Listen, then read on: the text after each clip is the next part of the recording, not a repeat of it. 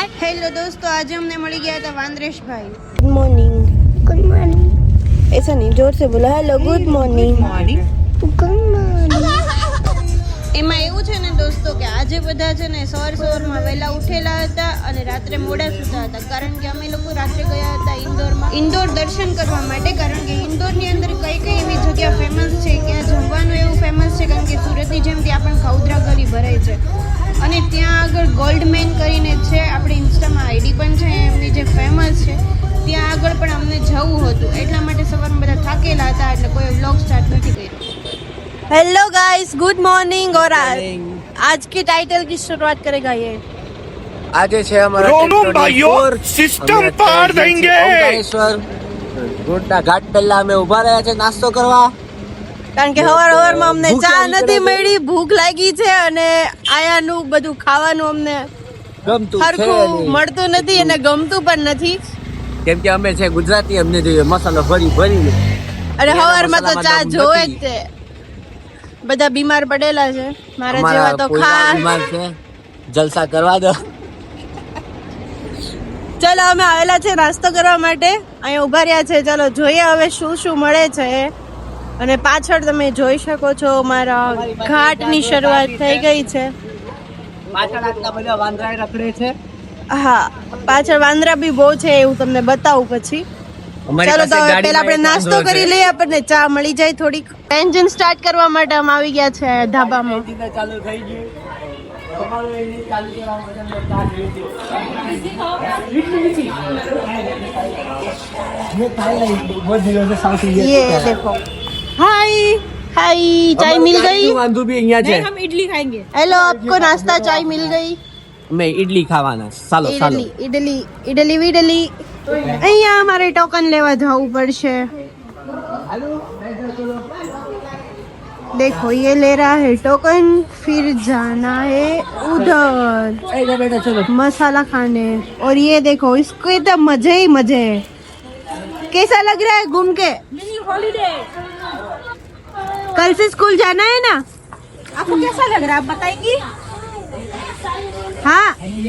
अरे बाबू, कल से स्कूल जाना है ना? हाँ। स्कूल के नाम पे तो हम कुछ नहीं बोलेंगे। हमारी कचोरी लावारीस पड़ी છે ને બધા આમ જો રખડે છે, બે આમ રખડે, એક આમ રખડે, આ હમણાં આવ્યો છે જોઈને। બેહો ચૂપચાપ। नहीं, मिर्ची नहीं खिलाते गाय को, रोटी खिलाते। क्या खिलाएगी तू गाय को? रोटी। रोटी खिलाएगी? दूध में जी लूंगी।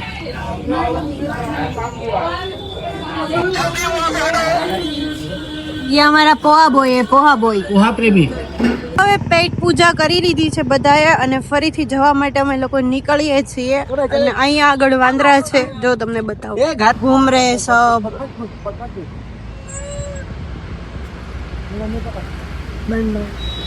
अब तू गया बेटा, अब तू गया देख।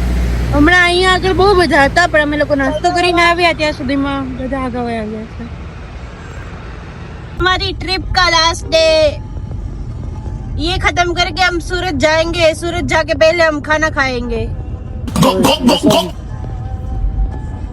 એમાં એવું છે ને ગાઈસ કે અહીંયા આગળ બધા હવે કંટાળી ગયેલા હતા, કારણ કે એમ નહોતા કંટાળ્યા, ફરવાથી નહોતા કંટાળેલા કોઈ, પણ આમ કહેવાય ને ખાવાનું હરખું નહોતું મળતું, પ્લસ બહુ ચાલવાનું હતું, એટલા માટે બધા અહીંયાથી કંટાળી ગયેલા હતા। અને ગાઈસ એક વાત કહું, આ ઘાટવાળો રસ્તો છે તો અહીંયા તમે ઉનાળા શિયાળા કરતાં તમે છે ને ચોમાસામાં આવો તો તમને બહુ વધારે મજા આવશે, કારણ કે તમને છે ને ઝરણા પડતા પણ જોવા મળશે અને એકદમ અહીંયા આગળ છે ગ્રીનરી જેવું હશે। એ ગ્રીનરી હશે ને તો તમને વધારે જોવાની બહુ મજા આવશે અને વાતાવરણ પણ બહુ સારું હશે। આ તડકો નહીં હોય, કારણ કે અમે ગયા હતા ને એટલે અહીંયા તડકો બહુ હતો, એટલે બધા એક તો બીમાર હતા થોડાક, અને એમાં પણ બધાને તડકાના લીધે માથું દુખવું ને એવું બધું વધારે હતું, ઉલટી થાવી એવું બધું, એટલે અહીંયા આગળ ઠંડા વાતાવરણમાં આવો તમને બહુ વધારે મજા આવશે અહીંયા ફરવાની।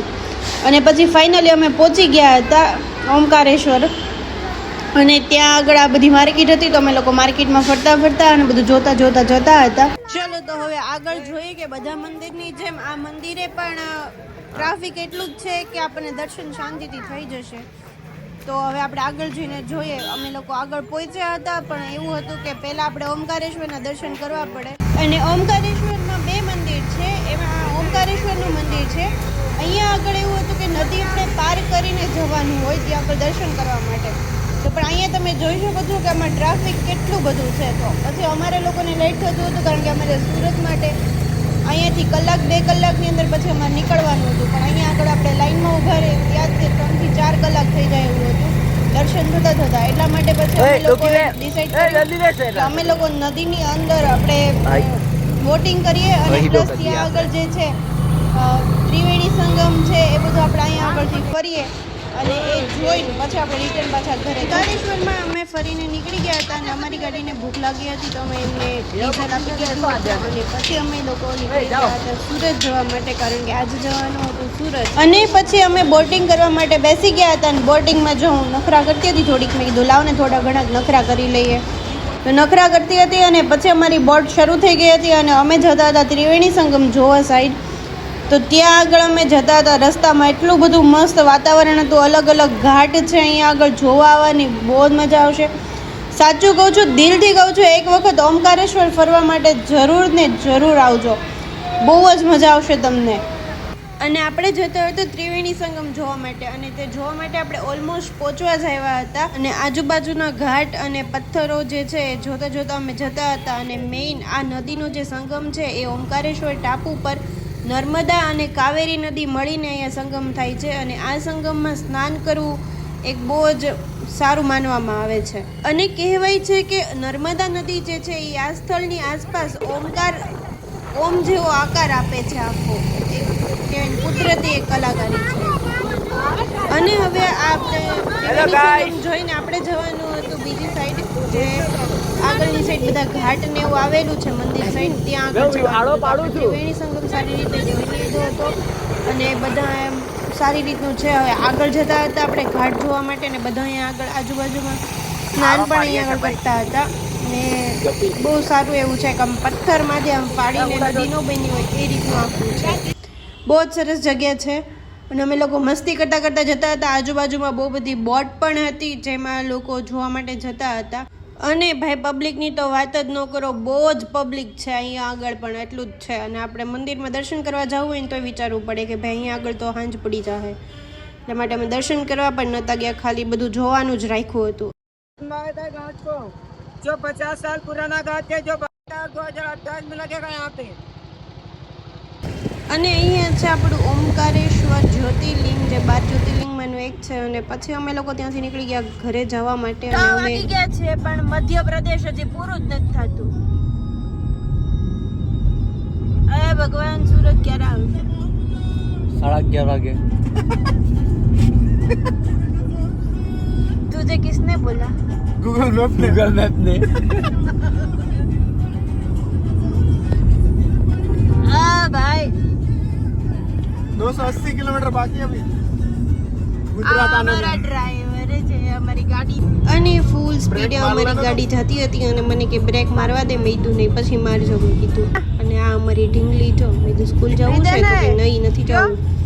પછી એ પાછી સામેથી પોતે જ ગઈ છે. જોજો સુરત पे घूमना हो गया खत्म, कल से स्कूल चली जाना. क्यों नहीं? तो फिर तुझे कहाँ जाना है?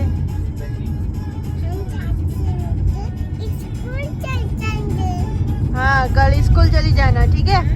આમ અમારો વ્લોગ પૂરો થાય છે. લાઈક શેર કરી દેજો.